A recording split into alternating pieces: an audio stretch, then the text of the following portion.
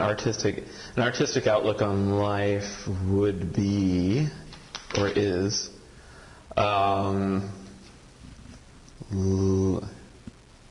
looking at the world for aesthetics. Yeah, so taking those aesthetics, whatever those aesthetics may be, and maybe concentrating them into a piece of art so that it's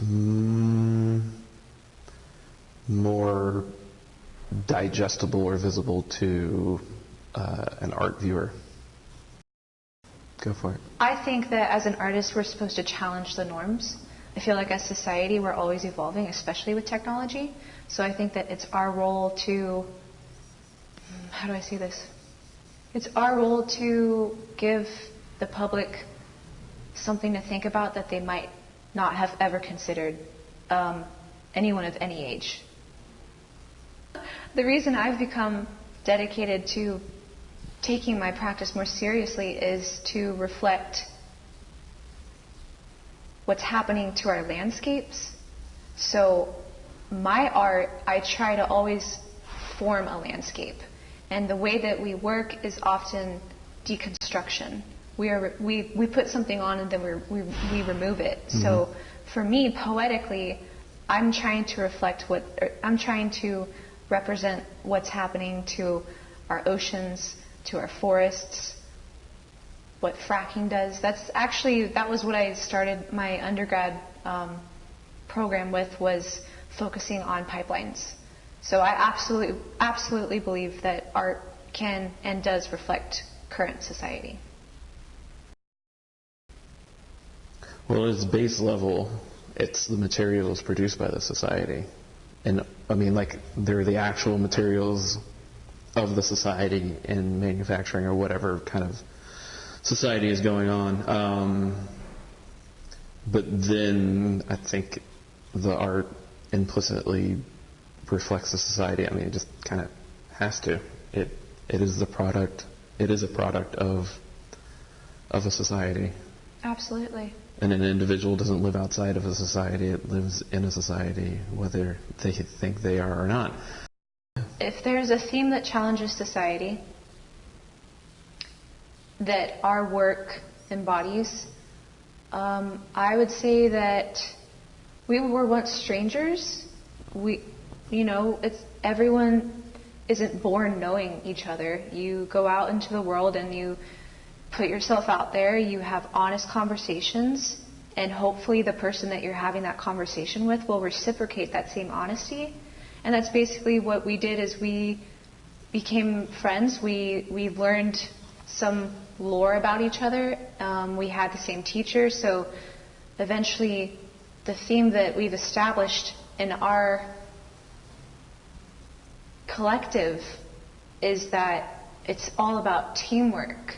And I feel like something that's been lost in society is people don't want to put themselves out there. They don't want to go smile at a stranger or go strike up a random conversation with someone, and therefore they miss an opportunity. And for instance, if Jimmy and I had never started talking to each other, I mean, all the people that were here that saw this, we don't know how that affected them, and we don't know how that's affecting everyone else out there in terms of a butterfly effect. Mm-hmm. So I would say our theme is all about collaboration. Yeah.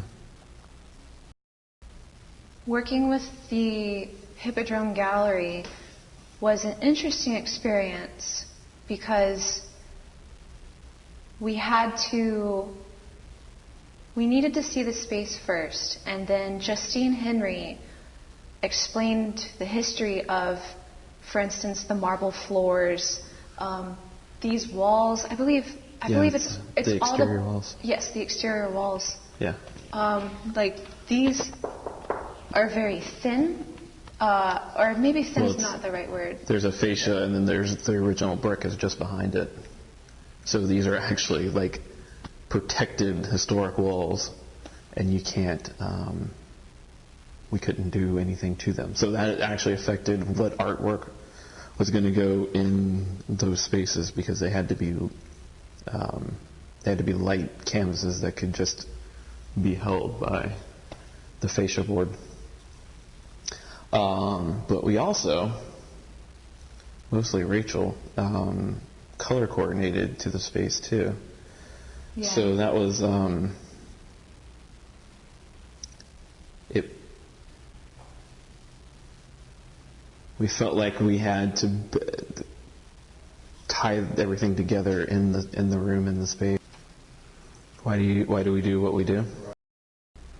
I just have to. That's it. I can't not do it. That's. Yeah. I go crazy if I don't have the ability to throw paint at a wall. Mm-hmm. Yeah. And so I've actually never done a whole lot of that, so that was cathartic in and of itself. It's really fun. Yeah. Yeah. The reason I do it is because I went to counseling. I had a lot of traumatic events in my life, and my counselor asked me one day if there was something that I enjoyed doing that I guess was comforting, or that would take my mind off of running down a rabbit hole and thinking about all those past thoughts that would cycle. And I told her that I enjoyed painting. I believe this was before I actually dedicated going to school to earn my undergrad in painting. But she basically introduced the idea of using color and meditative mark making to heal myself. So painting for me, you might see these, I mean, you might like them, you might not, but for me, it's my, how do I say this? It's my practice of creating balance in my subconscious and in my everyday life. That's why I do what I do. So you started in abstract? I guess I didn't know that. No, okay. Nope. I didn't think so, yeah. But that suggestion from your therapist started you doing the abstract? Led to the abstraction. Okay. Yeah. It was always there, but I didn't see it quite as clearly until my teacher, Richard Hype, noticed a sketch and was like, we're taught classically, we're trained classically to do like representational self-portraiture, draw the right dimensions of this room, which is not abstraction, but by allowing yourself to break the mold, by allowing shapes to come through that you might not have even meant to make, that's where abstraction, I think, related to the psychology part. Mm-hmm. So I have been drawn to abstract, I'd say probably mostly because of its materiality. same. Because it's not about a representation of something. It becomes an object on its own. It becomes its own entity. Mm-hmm. Yeah. Nice. I will say that I know some brilliant artists who have a really hard time letting go. Mm-hmm. I don't understand it myself because I guess it comes naturally, but someone who is a brilliant, how do I say this? Well, I'm losing words now. I know that it's not easy for everybody to break from perfectionism. Yeah, and it's not for everybody either. So yeah, it's not.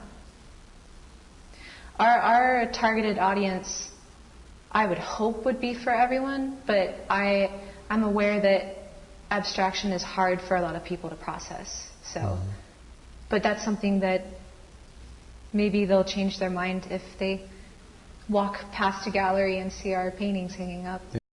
Okay, I believe that to fund the arts is important because it preserves culture and it preserves history. And I feel like art is if not the ultimate form, it is a form of storytelling. And I feel like as a species that can't call Leonardo da Vinci and ask him how he did things, there are sketches, and now these sketches or paintings are in museums. And people like us who are, I don't know the proper dates of him, I should. Renaissance. Renaissance period. We're not in that period right now. Mm-hmm. So, but we can remember the past because there's federal funding that protected that history. Yeah, and allows buildings like this and facilities and theaters like this to exist that wouldn't exist because they don't necessarily make money. Yeah. But thanks to art funding, we can have our artwork up in a historic building in a great gallery space. And people who go to plays and movies here are able to also see our art and other people's art in this gallery space.